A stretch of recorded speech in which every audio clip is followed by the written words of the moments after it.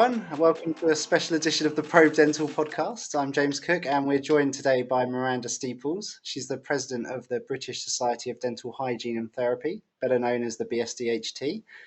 We're here today to discuss the breaking news from last week when the Department of Health and Social Care and Andrea Leadsom MP announced special plans that will streamline the process within both dental and pharmacy settings. On the dental side, that looks at granting new powers to dental hygienists and therapists. Dental hygienists and therapists will be able to supply and administer medicines, including pain relief and fluoride, without getting sign-off from a dentist. Miranda, thank you so much for joining us. It was big news last week. First of all, what was your initial reaction to the news? Well, absolutely delighted, really. Is the first reaction, because it's been 10 years in the making. With our two organisations, BSDHT and BADT, have been working on this for a really, really long time. They put a lot of work into it, sort of the ins and outs of how this could work, how it should work. We've had a run of meetings sort of through January and February where we've been discussing it further. So we knew it was coming along at a pace.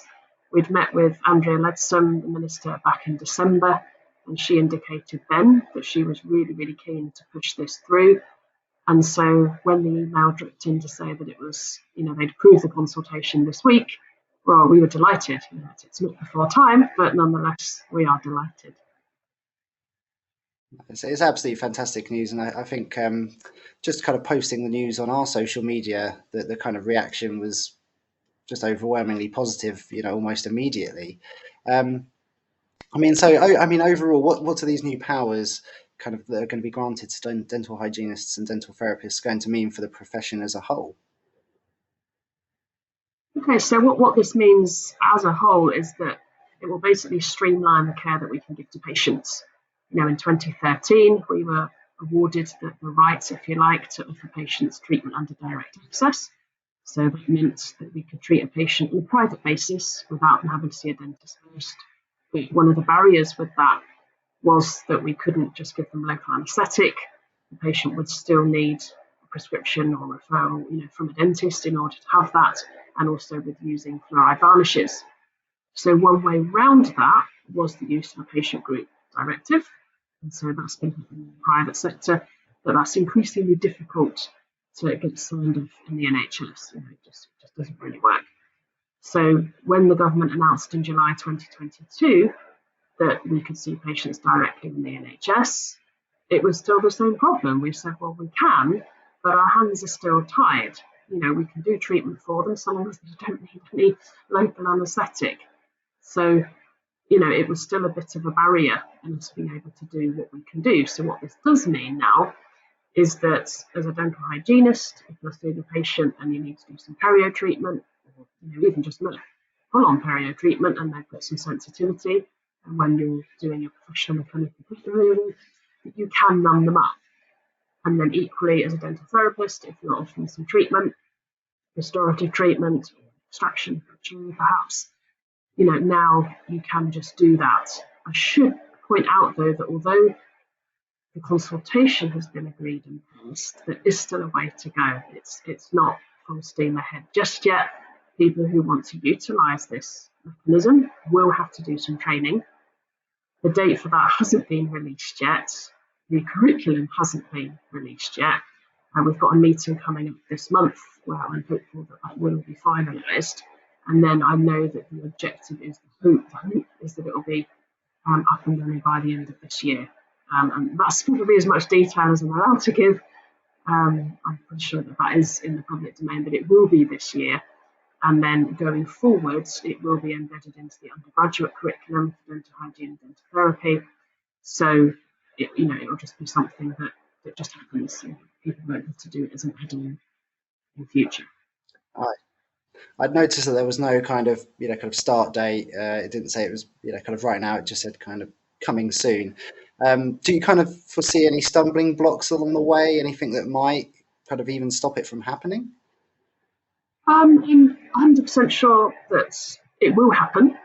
Timelines are possibly not as quick as some people would like. I've seen some chatter on social media that are suggesting that this is not enough, that we should be pushing for more.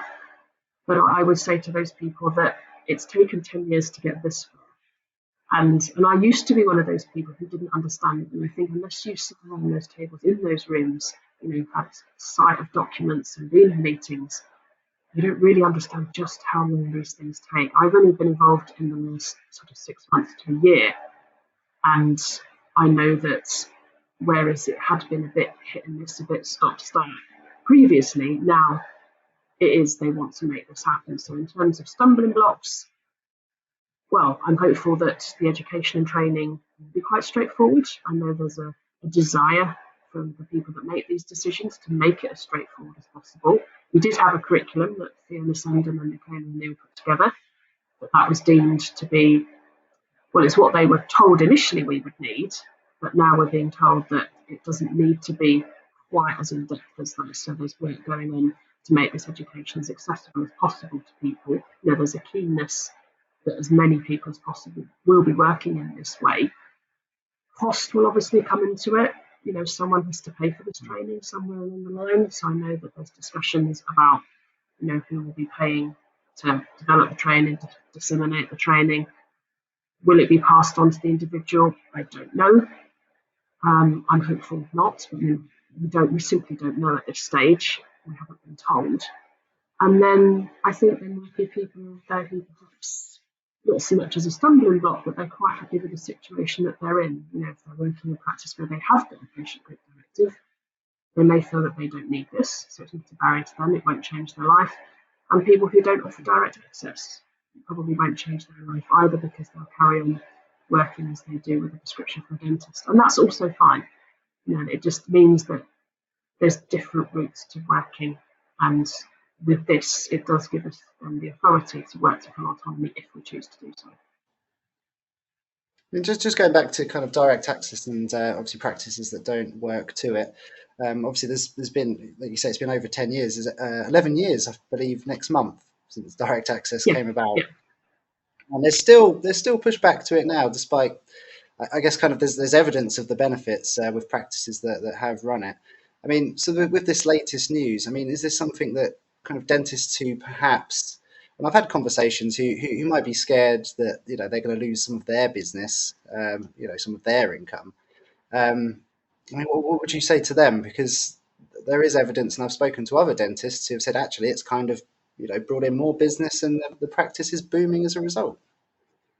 Yeah, 100%. I think if you've got a dental hygienist or dental therapist working with a direct access model, if anything, it will encourage patients to attend. Certainly from my own personal experience, I've had patients who've come to see me because they've got a bit of stain they want removing.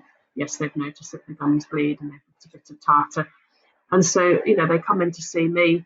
I only offer direct access as a dental hygienist currently. But they come in and it gives you the opportunity to get the preventive messages.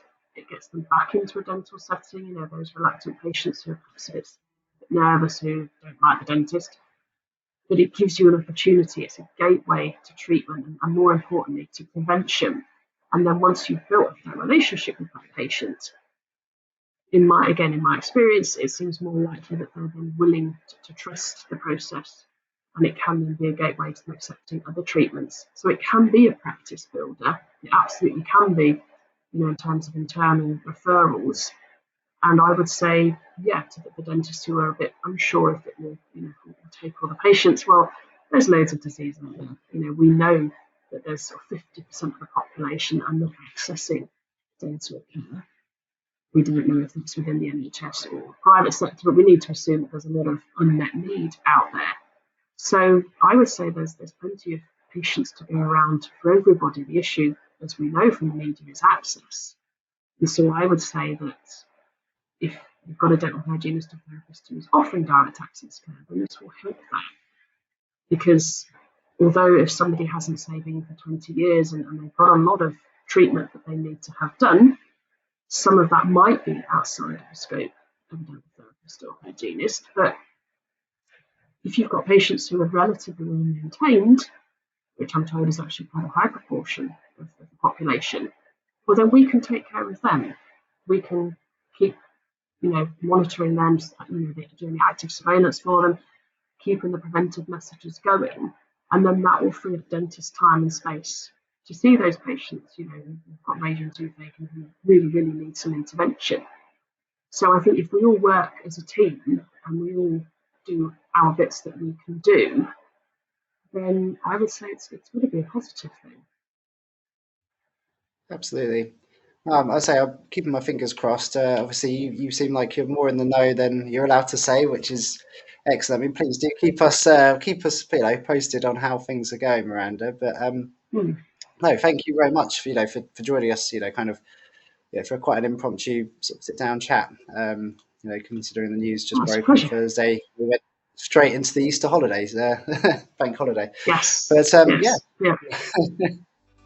Brilliant. Well, excellent. Well, thank you for joining us, and we'll speak soon. Great. Thanks for having me.